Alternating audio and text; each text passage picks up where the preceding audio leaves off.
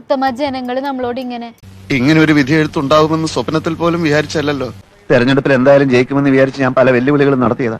ഞങ്ങളെ സംബന്ധിച്ചിടത്തോളം കണ്ണഞ്ചിപ്പിക്കുന്ന വിധിയായിരിക്കും തദ്ദേശ സ്വയംഭരണ സ്ഥാപനങ്ങളിൽ ഉണ്ടാവുക. കറക്റ്റ്.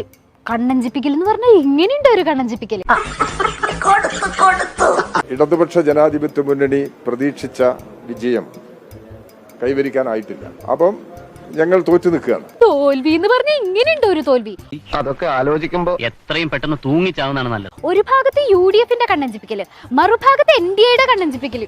ഓഫ്, കോംറേഡ്സിന് അത് ആലോചിക്കാൻ കൂടി പറ്റുന്നില്ല. ഇത്രയും വലിയ ഗതികെട്ടവൻ ഈ ലോകത്ത് വേറെ ആരെങ്കിലും ഉണ്ടാവും എന്റെ കർത്താവേ. LDFന്റെ അടിത്തറയിൽ കാര്യമായ മാറ്റം ഒന്നും ഉണ്ടായിട്ടില്ല. കണക്കുകളൊന്നും ശരിയാകുന്നില്ലല്ലോ ഗംഗാര. കഴിഞ്ഞ തവണ 5 കോർപ്പറേഷനുകൾ ഭരിച്ച LDF ഇത്തവണ കോഴിക്കോട് മാത്രമാണ് ഏറ്റവും വലിയ ഒറ്റകക്ഷിയായത്. എന്നാ അവിടെ ഒറ്റയ്ക്ക് ഭരിക്കാനുള്ള ഭൂരിപക്ഷം ഉണ്ടോ? അതും ഇല്ല. എന്റെ ജീവിതത്തിൽ ഞാൻ ഇങ്ങനെ ചമ്മിട്ടില്ല. എന്നാ പിന്നെ ഞാൻ മറ്റേ എടുക്കട്ടെ. മറ്റേത് ഏത്? LDFനെ പരാജയപ്പെടുത്താൻ BJP വോട്ടുകൾ UDFനും തിരിച്ച് UDF വോട്ടുകൾ BJPക്കും ലഭിച്ച നിരവധി സംഭവങ്ങൾ.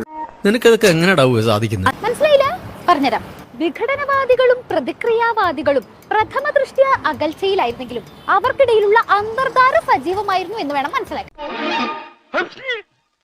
തോൽവി തന്നെ, അത് തോറ്റത് വെറുതെ കിടന്ന് ഉരുളാദാശനെ. പക്ഷെ എന്തുകൊണ്ട് ഇങ്ങനെ സംഭവിച്ചു? എന്താ ഉത്തമ ജനങ്ങൾ നമ്മളോട് ഇങ്ങനെ പെരുമാറിയത്? അതിന്റെ 1-ാം തരം പെൻഷൻ മേടിക്കുക, ഇഷ്ടം പോലെ തിന്ന ആളുകൾ, എന്നിട്ട് നേരെ എതിർ വോട്ട് ചെയ്തു എന്ന് പറഞ്ഞാൽ ഇതെന്ത് ന്യായം, ഇതെന്ത് നീതി, അതിന്റെ പേര്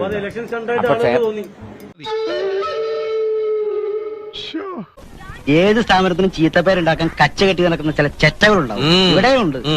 അതാ ഈ അവതാരം. കിട്ടിയ മുതലും പലിശ ചേർത്ത് കിട്ടി. ആരും കണ്ടില്ല. വാ തിരിച്ചതാടാ ഞങ്ങളുടെ സഖാക്കളുടെ പെൻഷൻ കാശ്. എനിക്ക് എന്തിന്റെ കേടായിരുന്നു? സഖാക്കളുടെ പെൻഷൻ കാശാ? അത് ജനങ്ങളുടെ കാശും ജനങ്ങളുടെ അവകാശം ഇല്ലെന്ന് ചോദിച്ചാൽ ആരും വേണ്ട. ഇവിടെ ഇങ്ങനെയാണ്. പിന്നെ ഇത് ഇലക്ഷൻ സ്റ്റണ്ട് ആണോ എന്നൊക്കെ ചോദിക്കും. അത് പിന്നെ അങ്ങനെ തന്നെയാണെന്ന് ഇവിടെ ആർക്കും അറിയാൻ പാടില്ലാത്തത്. കഷ്ടം. ഇതെല്ലാം വാങ്ങി നല്ല ഭംഗിയായി ചാപ്പാട് കഴിച്ചവര് നല്ല ഭംഗിയായി നമുക്കിട്ട് വെച്ചു എന്നാണ് എനിക്ക് തോന്നുന്നത്. അയ്യോ, പച്ചവെള്ളം ചവച്ചു കുടിക്കണ പഞ്ചപാവം. എന്തോന്നാടോ ഇത്? എവിടെ നിന്ന് കിട്ടിയോടോ ഈ? ഞങ്ങളും ചോദിച്ചു. നമുക്ക് നമ്മുടെ ഏറ്റവും വലിയ ബുദ്ധിമുട്ട് എന്താ അറിയോ? തോറ്റു എന്ന് CPM ഒന്ന് ബോധ്യപ്പെടുത്താനാണ് നമുക്ക് വലിയ പാടാണ്.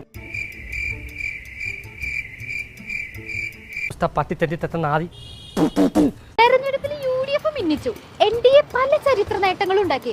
അപ്പോഴും ഞങ്ങളുടെ സഖാക്കളെ പറഞ്ഞുകൊണ്ടിരുന്നു, ഞങ്ങളുടെ അടിത്തറക്കി ഒന്നും പറ്റിയിട്ടില്ല, ഞങ്ങൾ വിശദമായിട്ട് ഒന്നും കൂടി ഒന്ന് പഠിച്ചോക്കട്ടെ.